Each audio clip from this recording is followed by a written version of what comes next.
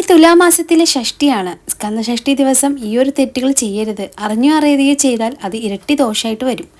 നാളെ നമുക്ക് ശൂരസംഹാര ദിവസം, അതായത് സ്കന്ദഷഷ്ടിയുടെ 6ാമത്തെ ദിവസമാണ്. അതായത് വ്രതം അനുഷ്ഠിക്കുന്നവർക്ക് ഇത് 6ാമത്തെ ദിവസമായിരിക്കും. പക്ഷേ വ്രതം അനുഷ്ഠിക്കാതെ മുരുക ഭഗവാനെ വഴിപാട് ചെയ്യാൻ ആഗ്രഹിക്കുന്നവർക്ക് നാളെ ഒരു ദിവസം പരിപൂർണമായിട്ട് വ്രതം എടുത്തുകൊണ്ട് ഭഗവാന്റെ പൂജകളൊക്കെ ചെയ്യാൻ സാധിക്കും. 7 ദിവസം വ്രതം എടുക്കുന്നവരാണെങ്കിൽ അവർ വ്രതം പൂർണ്ണമാക്കേണ്ടതില്ല. മറിച്ച് പിറ്റേനാൾ തിരുക്കല്യാണ ദിവസം ഷഷ്ടി വ്രതം അവസാനിപ്പിക്കാം. മക്കളുടെ ഉയർച്ചയ്ക്കായിട്ട് തിങ്കളാഴ്ച സ്കന്ദഷഷ്ടി ദിവസം ലോകത്തിലുള്ള ഏതൊരു അമ്മമാരും മക്കളുടെ ഉയർച്ചയ്ക്ക് വേണ്ടി ഭഗവാനോട് എന്ത് ചോദിച്ചാലും അത് പ്രാർത്ഥിച്ചാലും ഭഗവാൻ അത് നൽകുന്നൊരു പുണ്യ ദിവസമാണ് തിങ്കളാഴ്ച. ഈ വീഡിയോ കാണുന്ന അമ്മമാർ അറിഞ്ഞോ അറിയാതെയോ ചില കാര്യങ്ങൾ ചെയ്യരുത്.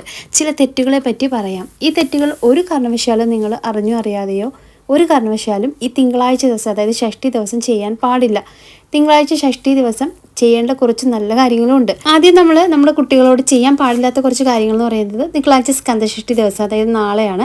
അത് തീരും വരെ നിങ്ങളുടെ മക്കളെ കുറ്റപ്പെടുത്തുന്ന രീതിയിൽ ഒരൊറ്റ വാക്ക് പോലും നമ്മൾ ശാപവാക്കുകളൊന്നും അന്ന് തന്നെ മക്കളോട് പറയാൻ ശ്രമിക്കണം. കാരണം നമ്മൾ സ്കന്ദഷഷ്ടി ദിവസം ശാപവാക്കുകൾക്കും കുറ്റപ്പെടുത്തലുകൾക്കൊക്കെ മൂർച്ച കൂടുക എന്നാണ് പറയുന്നത്. ചില അമ്മമാർ, ചിലപ്പോൾ പ്രായമുള്ള അമ്മമാരൊക്കെ ആണെങ്കിലും മനസ്സിലൊന്നും വെച്ചിട്ടുണ്ടാവില്ല. അറിയാതെ തന്നെ മക്കളെ എന്തെങ്കിലുമൊക്കെ പറയാറുണ്ട്. നിന്നെ നന്നാക്കിയിട്ട് കാര്യമില്ല, നീ നന്നാവില്ല, അങ്ങനെ ചെറിയ ചെറിയ കാര്യങ്ങളായിട്ട് ശപിക്കുന്ന പോലെയൊക്കെ പറയാറുണ്ട്. അറിഞ്ഞുകൊണ്ടായിരിക്കില്ല, പെട്ടെന്ന് പറഞ്ഞു പോകുന്നതായിരിക്കും. ഇങ്ങനെ കുറ്റപ്പെടുത്തലുകളോ ശാപവാക്കുകളോ കുറ്റപ്പെടുത്തലുകളോ ഒന്നും പറയാതിരിക്കുക. അമ്മ ചിലപ്പോഴൊക്കെ പറഞ്ഞു പോവാറുണ്ട്. എന്തൊക്കെയാണെന്ന് പറഞ്ഞാലും തിങ്കളാഴ്ച പുണ്യമായിട്ടുള്ളൊരു സ്കന്ദഷഷ്ടി ദിവസമാണല്ലോ. അപ്പോൾ അറിയാതെയൊക്കെ ഇതൊന്നും ചെയ്യാൻ പാടില്ല കേട്ടോ. അപ്പോൾ ശാപവാക്കുകളും കുറ്റപ്പെടുത്തലുകളും എത്ര വലിയ വഴക്കുകളും കുഞ്ഞു മക്കളാണെങ്കിലും വലിയ മക്കളാണെങ്കിലും ഈ തിങ്കളാഴ്ച ദിവസം ഒരിക്കലും ആരോടും അങ്ങനെ പറയരുത്. അത് വലിയൊരു ദോഷമാണ്. ഇത് ആദ്യം ശ്രദ്ധിക്കേണ്ട ഒരു കാര്യമാണ്. അടുത്തത് ഒരു പ്രധാനപ്പെട്ട ഒരു കാര്യമാണ് കേട്ടോ. തിങ്കളാഴ്ച ദിവസം നിങ്ങളുടെ വീട്ടിൽ ആര് ദാനം ചോദിച്ചു വന്നാലും അവർ നമ്മൾ വെറും കൈയോടെ പറഞ്ഞയക്കരുത്. ചിലർ ഭിക്ഷ ചോദിച്ചിട്ടൊക്കെ വരാറുണ്ട്. പക്ഷേ നമുക്കറിയില്ല ഇങ്ങനത്തെ ആൾക്കാരാണെന്നൊന്നും അറിയില്ല. അതുകൊണ്ട് തന്നെ നമ്മൾ ഡോർ അടച്ചിടുകയും നമ്മൾ കാണാത്ത രീതിയിലൊക്കെ നിൽക്കാറുണ്ട്. അപ്പോൾ അന്നേ ദിവസം നമ്മൾ ദാനധർമ്മങ്ങളൊക്കെ ചെയ്യുന്നത് നല്ലതാണ്. അപ്പോൾ നിങ്ങൾക്ക് പറ്റുന്ന രീതിയിൽ ഒരു നേരത്തെ ഭക്ഷണമാണെങ്കിലും കുഴപ്പമില്ല, പണമായാലും നമുക്ക് പറ്റുന്ന രീതിയിൽ ഭക്ഷണമോ വസ്ത്രമോ എന്തായാലും കുഴപ്പമില്ല, പൈസ ആയിട്ടാണെങ്കിലും നമുക്ക് പറ്റുന്ന രീതിയിൽ ചെയ്യാൻ ശ്രമിക്കുക. അതുപോലെ നമ്മൾ ക്ഷേത്രങ്ങളിലൊക്കെ നമ്മൾ ദർശനം കഴിയുന്ന സമയത്താണെങ്കിലും ഭിക്ഷ ചോദിക്കാനായിട്ട് ആൾക്കാർ നിൽക്കാറുണ്ട്. അപ്പോൾ തീരെ വയ്യാത്തവരൊക്കെയാണെങ്കിൽ നമ്മൾ ഉറപ്പായിട്ടും ചെയ്യണം. അപ്പോൾ ഇത് ഉറപ്പായിട്ടും ചെയ്യേണ്ട ഒരു കാര്യമാണ് നമ്മൾ ദാനം കൊടുക്കുക എന്നുള്ളത്.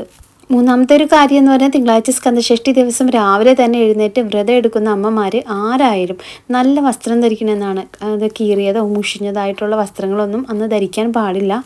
പുത്തൻ വസ്ത്രമൊന്നും വേണമെന്നില്ല. അലക്കി തേച്ച നല്ല വസ്ത്രങ്ങൾ വേണം ധരിക്കാൻ. തിങ്കളാഴ്ച ബ്രഹ്മമുഹൂർത്തത്തിൽ എഴുന്നേറ്റ് കുളിച്ച് നല്ല വസ്ത്രമൊക്കെ ധരിച്ച് വിളക്ക് കത്തിച്ച് വീട്ടിലെല്ലാവരും പ്രാർത്ഥിച്ച്, പ്രത്യേകിച്ച് പഠിക്കുന്ന കുട്ടികളെ നന്നായിട്ട് പ്രാർത്ഥിപ്പിക്കുക. അമ്മമാർ നിങ്ങളുടെ 2 കൈയും എടുത്തിട്ട് അവരുടെ തലയിൽ 2 കൈയും വെച്ചിട്ട് മക്കൾ നീ നന്നായി വരുമെന്ന് മനസ്സിൽ തൊട്ടേ മക്കളെ അനുഗ്രഹിക്കണം. നിങ്ങളുടെ ആ അനുഗ്രഹം ശ്രീ സാക്ഷാൽ പാർവതി ദേവി മുരുകനെ അനുഗ്രഹിക്കുന്നതിന് തുല്യമാണ് എന്നാണ് മനസ്സിലാക്കുക. ശിവപാർവതി മുരുകനെ അനുഗ്രഹിച്ചതുപോലെ തന്നെ ഷഷ്ടി ദിവസം നമ്മുടെ മക്കളെ നമ്മൾ 2 കൈയും കൊണ്ട് തലയിൽ വെച്ചുകൊണ്ട് അനുഗ്രഹിക്കണം. വീട്ടിലുള്ള അമ്മമാർ വ്രതം എടുക്കുന്നവരാണെങ്കിലും അല്ലാത്തവരാണെങ്കിലും എല്ലാ അമ്മമാരും നിർബന്ധമായിട്ടും അതിരാവിലെ പറ്റുമെങ്കിൽ ബ്രഹ്മമുഹൂർത്തത്തിൽ തന്നെ എഴുന്നേൽക്കാൻ ശ്രമിക്കുക. വിളക്ക് തെളിച്ച ശേഷം ആ ജ്വാല നിൽക്കുന്ന ആ പ്രകാശത്തിൻ്റെ ആ മുരുകസ്വാമിയെ തൊഴുത് നിങ്ങളുടെ മക്കളെയും അനുഗ്രഹിച്ച് വിടണം. അവർ ജോലിക്കാണെങ്കിലും പഠിക്കുന്നവരൊക്കെ ആണെങ്കിലും ആ പോകുന്ന സമയത്ത് അന്നേ ദിവസം നന്നായിട്ട് തൊഴുത് പ്രാർത്ഥിച്ച് പോകാൻ പറയുക. അപ്പോൾ അന്നേ ദിവസം ഇങ്ങനെയൊക്കെ ചെയ്യാൻ മക്കൾക്കുണ്ടാകുന്ന ഉയർച്ച, അവരുടെ ജീവിതത്തിലുള്ള വിജയമൊക്കെ എന്ന് പറഞ്ഞത് അത് പറഞ്ഞറിയിക്കാൻ സാധിക്കാത്ത ഒരു കാര്യം തന്നെയാണ്. അടുത്തൊരു പ്രധാനപ്പെട്ട ഒരു കാര്യം, തിങ്കളാഴ്ച സ്കന്ദഷഷ്ടി ദിനത്തിൽ 2 നേരവും വിളക്ക് കൊളുത്തി മനം മുരുകി പ്രാർത്ഥിക്കണം എന്നുള്ളതാണ്. 2 നേരവും മുടങ്ങാതെ വിളക്ക് തെളിയിക്കണം. ഭഗവാന്റെ സാന്നിധ്യമുള്ള സമയമാണ്. അതുകൊണ്ട് തന്നെ വിളക്ക് തെളിയിക്കാൻ മറക്കരുത്. വിളക്ക് തെളിയിക്കാൻ ചിലവർ ഒരു നേരം കത്തിക്കും, ചിലവർ വ്രതം എടുക്കാത്തവരാണെങ്കിൽ ചിലർ കത്തിക്കാത്തവരുണ്ടാകും ജോലി തരും. പക്ഷേ അന്ന് നിങ്ങൾ ഉറപ്പായിട്ട് നിങ്ങൾ അന്നേ ദിവസം നിലവിളക്ക് 2 നേരവും കൊളുത്തേണ്ടതാണ്. അതുപോലെ തന്നെ സ്കന്ദഷഷ്ടിയുടെ ദിവസം ഐശ്വര്യം നൽകുന്ന ഒരു കാര്യം, തിങ്കളാഴ്ച രാവിലെ തന്നെ കുളിച്ച് ഭഗവാനെ തൊഴുത് മുരുകക്ഷേത്രത്തിലൊക്കെ പോയി ഷഷ്ടി പൂജയിലൊക്കെ പങ്കെടുക്കുക എന്നുള്ളതാണ്. ഏറ്റവും ശക്തിയേറിയ ഒരു പൂജയാണ് ഷഷ്ടി പൂജ എന്ന് പറയുന്നത്. തിങ്കളാഴ്ച അമ്പലനടയിൽ പോയി ഷഷ്ടി പൂജ തൊഴുത്ത് സാധിച്ചാൽ അതൊരു ഭാഗ്യമാണ്. അതുപോലെ തന്നെ അന്നേ ദിവസം ഷഷ്ടി പൂജയിൽ പങ്കെടുക്കാൻ സാധിക്കാത്തവർ ഒത്തിരി പേരുണ്ട്. അങ്ങനെയുള്ളവർ അമ്പലത്തിൽ പോകുമ്പോൾ അന്നേ ദിവസം കുമാരസൂക്ത പുഷ്പാഞ്ജലി അന്നേ ദിവസം നടത്തേണ്ടത് നല്ലതാണ്. സുബ്രഹ്മണ്യൻ്റെ അമ്പലത്തിൽ കുമാരസൂക്ത പുഷ്പാഞ്ജലി ഉണ്ട്. നിങ്ങളുടെ മക്കളുടെ പേരിൽ ഈ സ്കന്ദഷഷ്ടി ദിവസം കുമാരസൂക്ത പുഷ്പാഞ്ജലി ഉറപ്പായിട്ട് നടത്തണം. മുരുകസ്വാമിയുടെ പൂർണ്ണ അനുഗ്രഹം നിങ്ങളുടെ കുടുംബത്തിലേക്ക് വരാൻ സഹായിക്കുന്ന നിങ്ങളുടെ മക്കൾക്ക് ദീർഘായുസ്സും ആയുരാരോഗ്യ സൗഖ്യവും ഉയർച്ചയും കിട്ടാൻ വേണ്ടി നടത്തേണ്ട ശക്തിയേറിയ ഒരു പുഷ്പാഞ്ജലിയാണ് ഈ കുമാരസൂക്ത പുഷ്പാഞ്ജലി. ക്ഷേത്രത്തിൽ കൊണ്ടുവരുന്ന പ്രസാദം വീട്ടിൽ കൊണ്ടുവന്നിട്ട് മക്കൾക്ക് ചാർത്തുക. മക്കൾ പുറത്ത് ജോലിക്കോ അല്ലെങ്കിൽ ഗൾഫ് രാജ്യങ്ങളിലൊക്കെയാണ് നിങ്ങൾ താമസിക്കുന്നതെങ്കിൽ മക്കളെ മനസ്സിൽ സങ്കല്പിച്ചിട്ട് ആ ഓം സ്കന്ദായ നമഃ എന്ന് മുരുകനെ പ്രാർത്ഥിച്ചുകൊണ്ട് നിങ്ങൾക്ക് നിങ്ങളുടെ നെറ്റിയിൽ തന്നെ ചാർത്തിയാലും മതി. അതല്ല, നമ്മുടെ മക്കൾ വീട്ടിൽ തന്നെയുണ്ട്, അവർ ജോലിക്ക് പഠിക്കാനൊക്കെ പോയി ക്ലാസ് കഴിഞ്ഞ് വൈകുന്നേരം വരുന്ന കുട്ടികളൊക്കെ ആണെങ്കിൽ അവർ നന്നായിട്ട് കുളിച്ച് നല്ല അലക്കി തേച്ച വസ്ത്രമൊക്കെ ധരിച്ചതിന് ശേഷം വിളക്കിന് മുന്നിൽ ഓം സ്കന്ദായ നമഃ എന്ന് അവരെ കൊണ്ട് 3 പ്രാവശ്യം ജപിച്ച് പ്രാർത്ഥിപ്പിക്കാൻ പറയുക. നല്ല രീതിയിൽ പ്രാർത്ഥിച്ച് അവർക്കും ആ കുറി നമ്മൾ തൊട്ട് കൊടുക്കുക. അന്നേ ദിവസം മക്കളെ നന്നായിട്ട് നമ്മൾ എന്നിട്ട് അനുഗ്രഹിക്കുക. അത് ഏറ്റവും ഐശ്വര്യമായിട്ടുള്ള കാര്യമാണ്. എല്ലാ അമ്മമാരും 2 കൈയും മക്കളുടെ നിറകിൽ വെച്ച ശേഷം നന്നായി വരുമെന്ന് മനസ്സുരുകി മുരുകസ്വാമിയുടെ അനുഗ്രഹം നിങ്ങൾക്ക് എപ്പോഴും ഉണ്ടാവുമെന്ന് മനസ്സുരുകി നമ്മൾ പ്രാർത്ഥിക്കുക. അടുത്തായിട്ട് അല്പം കല്ലുപ്പ് കൊണ്ട് വന്ന് ഉറങ്ങുന്നതിന് മുമ്പ് അവരുടെ തലയ്ക്ക് ചുറ്റും ഒരു 3 പ്രാവശ്യം ഒഴിയുക, വെള്ളത്തിൽ അലിയിച്ച് എന്നിട്ട് കളയുക. അതായത് നമുക്ക് ഒഴുകുന്ന വെള്ളത്തിൽ ഇങ്ങനെ നമ്മൾ ഒഴുക്കുള്ള വെള്ളത്തിൽ അലിയിച്ച് കളയണമെന്നാണ് പറയുന്നത്. അപ്പോൾ നമ്മുടെ മക്കൾക്ക് എന്തെങ്കിലും രീതിയിലുള്ള ദോഷങ്ങൾ, ദൃഷ്ടിദോഷം, ബാധാദോഷം, ശത്രുദോഷമൊക്കെ ഉണ്ടെങ്കിൽ എന്ത് ദോഷമാണെങ്കിലും ഈ ഷഷ്ടി ദിവസം പൂർണ്ണമായിട്ടും ഒഴിവായി പോകുന്നതിന് ഇങ്ങനെ ചെയ്യുന്നത് നല്ലതാണ്. അപ്പോൾ പൈപ്പ് വെള്ളത്തിലൊക്കെ തുറന്നിട്ട് കഴിഞ്ഞാൽ ആ വെള്ളം തുറന്നങ്ങ് ഇട്ട് കൊടുത്തു കഴിഞ്ഞാൽ അതങ്ങ് ഒലിച്ച് പൊക്കോളും.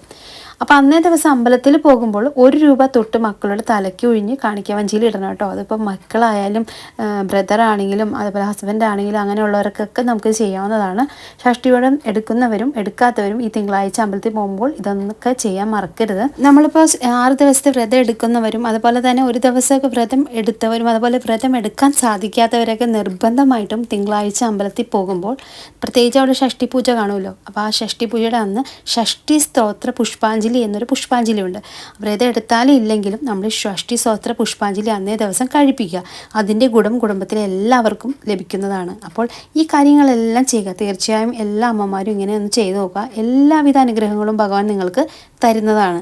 അപ്പോൾ ഇപ്പോൾ 6 ദിവസം വ്രതം എടുക്കാത്തവരും അതുപോലെ തന്നെ തലേ ദിവസം ഇന്നും വ്രതം എടുക്കാത്തവർക്കൊക്കെ നാളെ അമ്പലത്തിൽ പോയി പറ്റുന്ന രീതിയിലുള്ള പൂജകളിലൊക്കെ ഏർപ്പെട്ട് അതുപോലെ പറ്റുന്ന രീതിയിലുള്ള വഴിപാടുകളൊക്കെ ചെയ്യുന്നത് നല്ലതാണ്.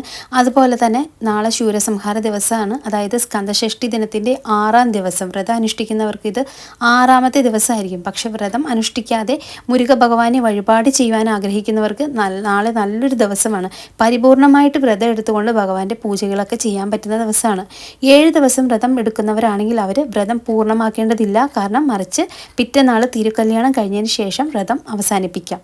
അപ്പോൾ മറക്കണ്ട, തിങ്കളാഴ്ചയാണ് സ്കന്ദഷഷ്ടി വരുന്നത്. തുലാമാസത്തിലെ സ്കന്ദഷഷ്ടി ലോകമെമ്പാടുമുള്ള അമ്മമാർ മുരുക ഭഗവാനോട് എന്ത് പ്രാർത്ഥിച്ചാലും അത് വരമായിട്ട് നൽകുന്ന പുണ്യദിനമാണ്. അപ്പോൾ മറക്കണ്ട, നാളെ എല്ലാവരും പ്രാർത്ഥിച്ച് മുരുക ഭഗവാന്റെ അനുഗ്രഹം എല്ലാവർക്കും കിട്ടട്ടെ എന്ന് പ്രാർത്ഥിക്കുന്നു. അപ്പോൾ ഇന്നത്തെ വീഡിയോ അവസാനിക്കുകയാണ്. അപ്പോൾ ഇന്നത്തെ വീഡിയോ നിങ്ങൾക്ക് ഇഷ്ടപ്പെട്ടെങ്കിൽ നമ്മുടെ ചാനലൊന്ന് സബ്സ്ക്രൈബ് ചെയ്യാൻ മറക്കരുത് കേട്ടോ. അപ്പോൾ നമുക്ക് അടുത്ത വീഡിയോയിൽ കാണാം. അതായിരിക്കും. നന്ദി, നമസ്കാരം.